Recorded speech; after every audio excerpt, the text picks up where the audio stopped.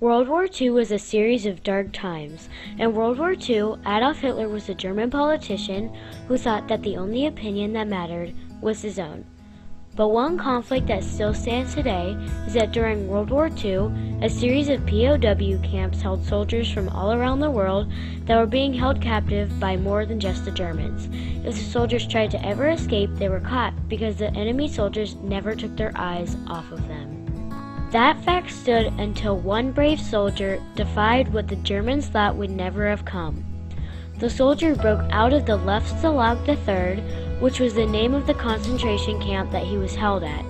With some of the help from his colleagues, that brave soldier, whose name was Alvin Ward Vogel, finally escaped with the colleagues that had helped him escape. Alvin's escape was based off the movie The Great Escape, with Steve McQueen starring as the character whom played Alvin. Alvin's first attempt was in March of 1943. He explained that from 12 to 12:30 was free of German patrol because it was their lunch hour, so it gave the soldiers 30 minutes to try and escape without being caught. Their first attempt at escaping was during the guards' lunch break. Alvin and his friends found wire cutters and started to cut the wires.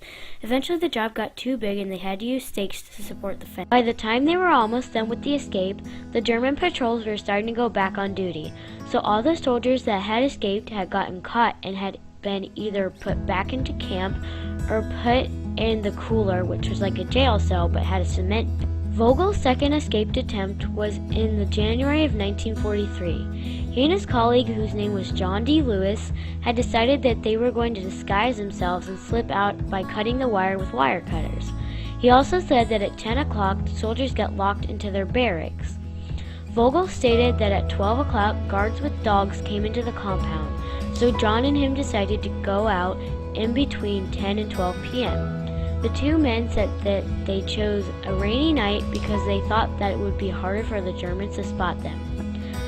But after about 30 minutes of them escaping from the camp, they had gotten caught.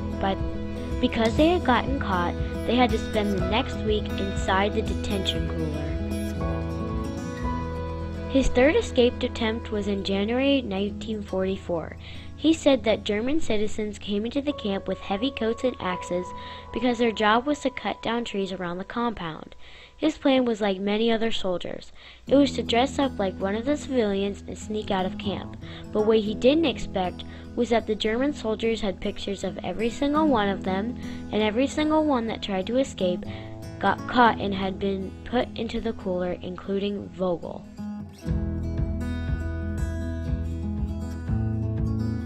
His fourth escaped attempt was in the February of 1945.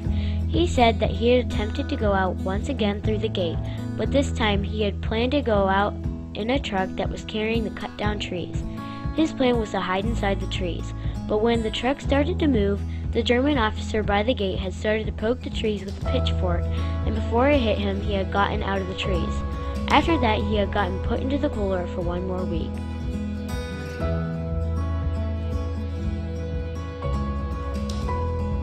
His fifth and final escaped attempt was on February 23, 1945. He said that he had successfully escaped with the help of some of the soldiers.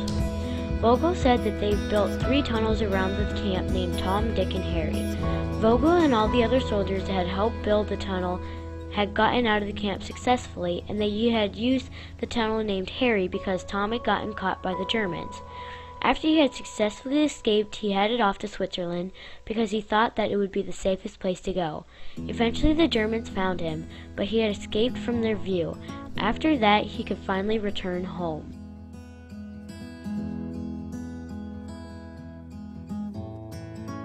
Like the experiences from Vogel, many other POWs had experiences like his. For example, the POWs were most of the time never treated politely by whomever was holding them captive. This topic is based off of the movie Unbroken, where an American Olympic runner, whose name was Louis Zamperini, who was played by Jack O'Connell, was adrift at sea after his plane had crashed in the ocean. Him and 2 other friends were captured by the Japanese a few months later. The Japanese did not treat the other soldiers that had been captured nicely because they didn't believe in being nice to the enemy soldiers.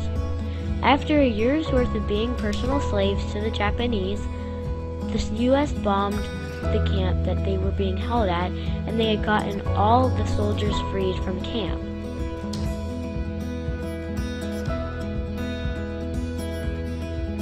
Many other POWs that had gotten captured helped one another because no matter what, the soldiers wanted to get out of the camps, so they would do whatever it took to get out of the enemy's charge.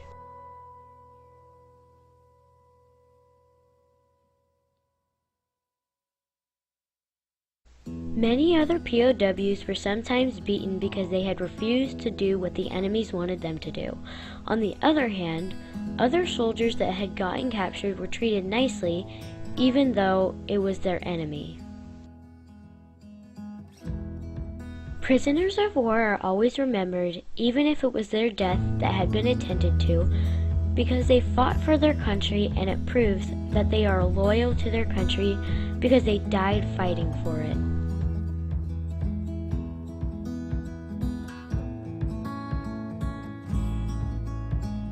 In summary, POWs, or prisoners of war, were not the happiest when it comes to remembering their times in World War II. But now they are happy and proud of not only themselves, but the others that helped them escape so that they could return home to their family or loved ones.